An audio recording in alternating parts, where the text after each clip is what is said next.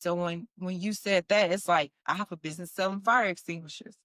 That ain't sexy, but this is very profitable. This is very smart, and it's a way to diversify your skill set. And some of that stuff, honestly, it's like lower risk. We don't know who make our fire extinguishers or who makes certain things. Like, they're faceless and they're nameless, but they're necessities.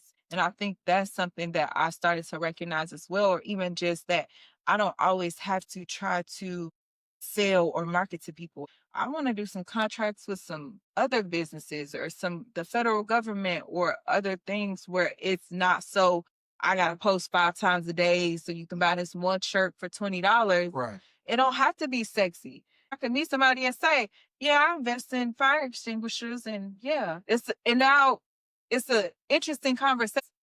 I'm doing something that you never really heard of. My thing is, I was on the roof of I've only been here 9 months. Okay. Houston for 9 months. I was on the roof of my building and I was just looking across the city. I counted maybe 15 cranes. So if I see 15 cranes, that's a lot of construction going on. Oh yeah, absolutely. It's a lot of construction. And then when you get to the ground level, see what's happening on the ground. So construction supply company sounds like they always need supplies. Absolutely. So that was one of the reasons we started that. Really? Yes. Wow.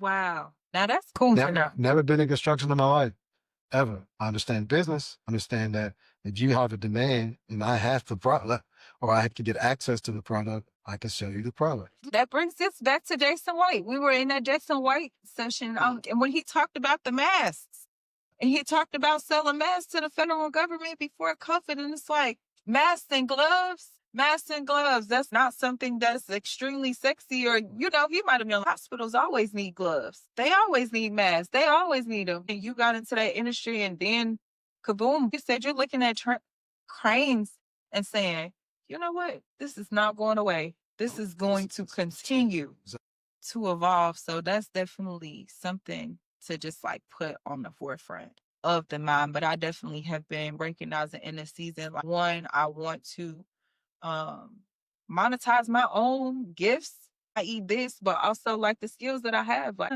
I don't want to commit more time to a company. I want to use the time I already gave them to make me my own money. I'm trying to find like say get out of corporate plan. Like, based off of, myself, what I have internally, and then again, like, finding things that people need. And it might not always be sexy. I had to recognize that though. Making money ain't always gonna be sexy. There's a business that I wish that I was in, I'm still trying to figure out how to get into it.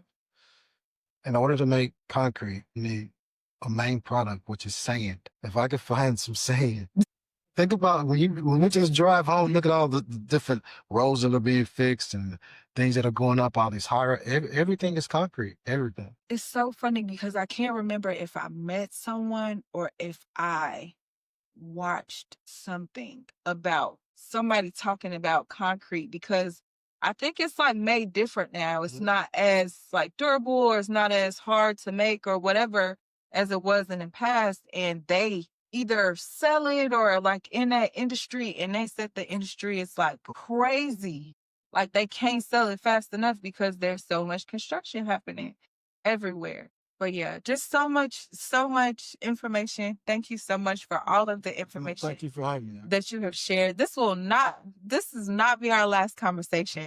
Thank you so much, Mr. Roderick, for coming on today and just inspiring us and just giving us so much information that we can take and we can use to just diversify ourselves and, our outlook on life. But thank you for pleasure. I appreciate you. All righty. All right, y'all. See y'all next time.